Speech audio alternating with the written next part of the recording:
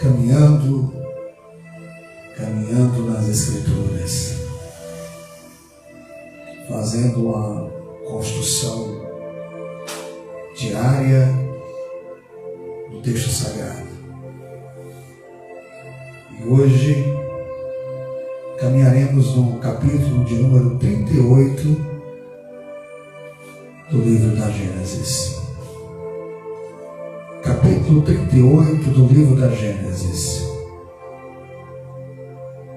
E às vezes, não sei se você já se perguntou alguma vez, por que no meio de uma narrativa falando sobre José, aparece o trecho bíblico falando sobre Judá? Por quê? Por quê? Por que que o personagem Judá aparece como se fosse um texto solto, mas não é? Por quê? Aconteceu, verso de número 1. Aconteceu por esse tempo, que tempo? Em que José estava no Egito, que Judá se apartou de seus irmãos e se hospedou na casa de um adulamita, chamado Irã. Ali viu Judá a filha de um cananeu, chamado Sua. Ele a tomou por mulher e a possuiu. O princípio já foi quebrado, não foi nos filhos de Judá, foi em Judá.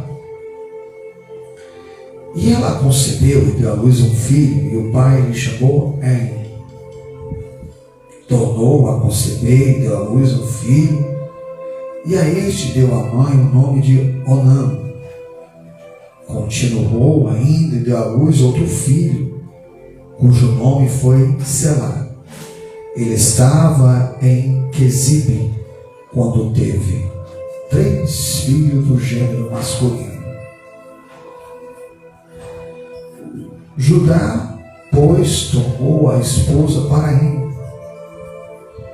Judá foi que escolheu.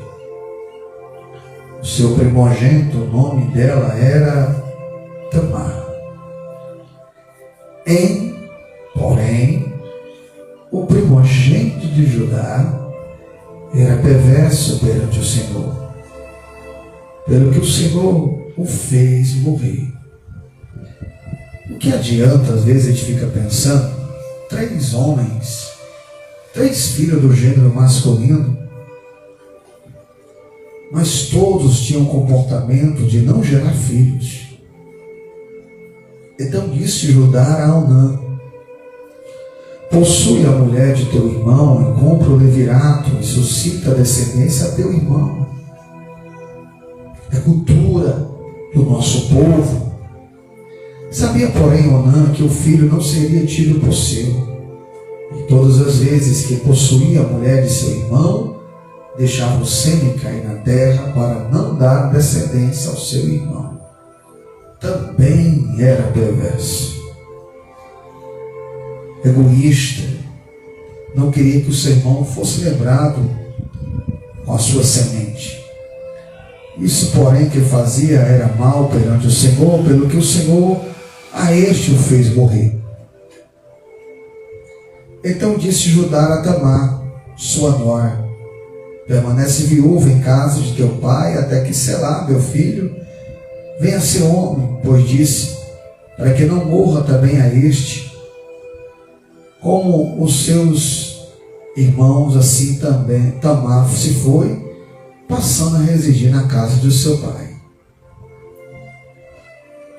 No correr do tempo, morreu a filha de Sua, mulher de Judá, e consolado Judá subiu aos tosqueadores de suas ovelhas em Timina, ele e seu amigo Irã, o adulamita, e a comunicaram a Tamar: eis que o teu sogro sobe a Timina para tosquear as ovelhas para uma festa.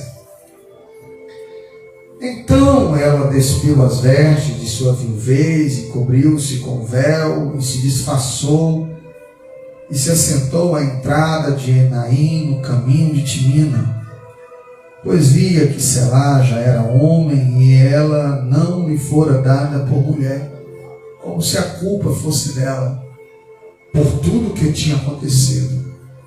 Mas a perversidade estava no filho de Judá, e não em Tamar.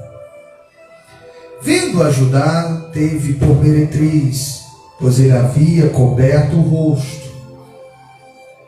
Então se dirigiu a ela no caminho e lhe disse: vem, deixa-me possuir-te, porque não sabia que era sua nora. Ela respondeu: quem me deras para coabitares comigo? O que você vai me conceder para se deitar comigo? E ele respondeu: enviar-te-ei um cabrito do rebanho. Perguntou ela: dá-me asa penhar até que eu mandes. O que vai o Senhor vai me dar como garantia que essa ovelha chegará até a mim? Respondeu ele: que o penhor te darei. Ela disse: o teu selo, o teu cordão e o cajado que seguras.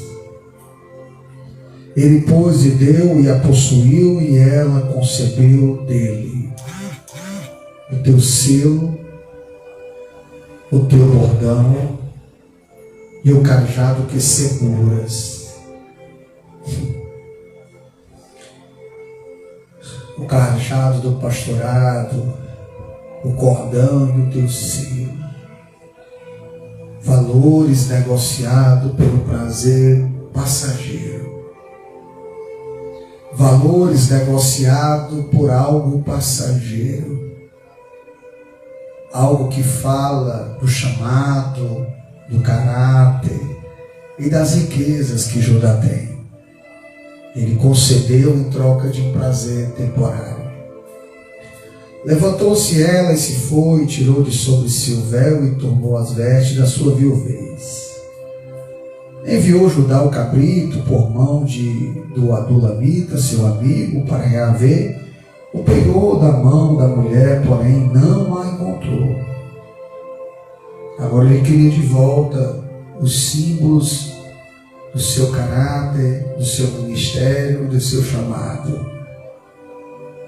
Então perguntou aos homens daquele lugar: onde está a prostituta cultual que se achava junto ao caminho de Enaim? Responderam: aqui não esteve nem meretriz nenhuma. Tendo voltado a Judá, disse: não a encontrei. Também os homens do lugar me disseram: aqui não esteve prostituta cultual nenhuma. Aqui não há nenhuma prostituta, né? Não lembramos, não recordamos de nenhuma prostituta. Respondeu Judá: que ela o guarde para si, para que não nos tornemos em opróbrio. Mandei-lhe com efeito o cabrito, todavia não achastes.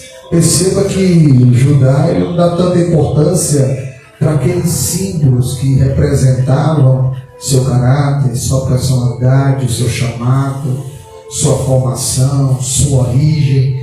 Ele negociou tudo isso, e quando foi para reaver, não conseguindo, não se esforçou para que isso acontecesse. Passando quase 3 meses, foi dito a Judá: Tamar, tua nora, adulterou, pois está grávida. Então disse Judá: tirai-me fora para que seja queimada.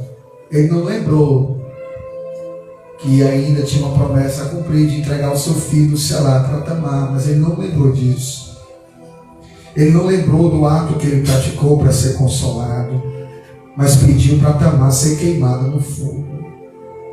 Quanto legalismo, quanta hipocrisia.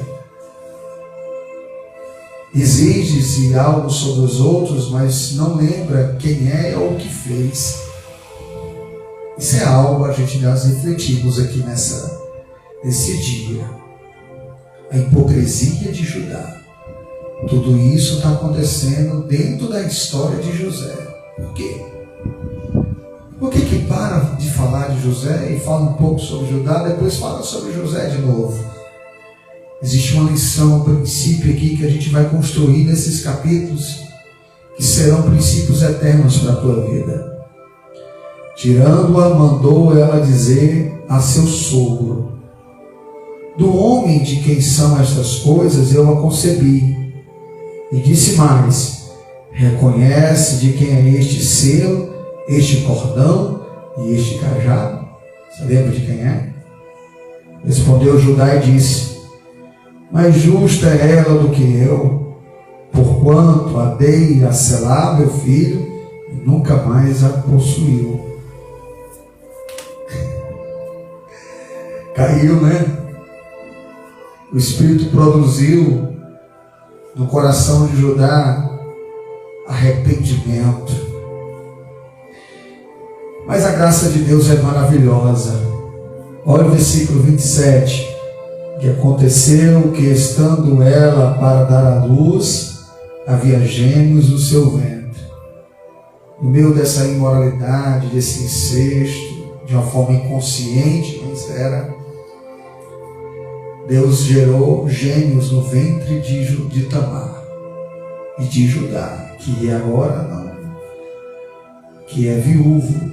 Lembrando que os seus dois primeiros filhos tinham morrido por perversão, e o Senhor dá mais dois filhos através de Tamar para ele. Só que agora esses dois filhos têm uma linhagem da promessa. Às vezes o que Deus tira da nossa vida é para nos conceder algo muito mais real, algo da aliança. Por mais doloroso que seja algo que Deus tire de nós, e o que Ele vai dar depois tem muito mais significado, e você há de agradecer ao Senhor. Versículo 28 do capítulo 39 do livro da Gênesis. Ao nascerem um pôs a mão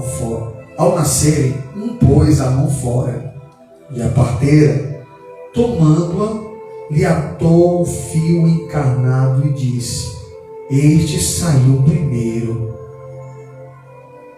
Mas recolhendo ele a mão, saiu o outro. E ela disse: como rompeste a saída, ele chamado Pérez. Depois saiu o irmão, em cuja mão estava o fio encarnado. Eles chamaram Zera. E é dessa confusão familiar é que vai vir a linhagem messiânica. Agora dá para ter uma pequena noção. Porque que falando de José vai falar de Judá. Porque Deus vai usar José para trabalhar no caráter de Judá. E a gente vai ver tudo isso nesse caminho que está sendo construído. Deus abençoe sua vida. Este foi mais um Caminhando nas Escrituras. Até qualquer momento, até qualquer hora. Deus abençoe sua vida.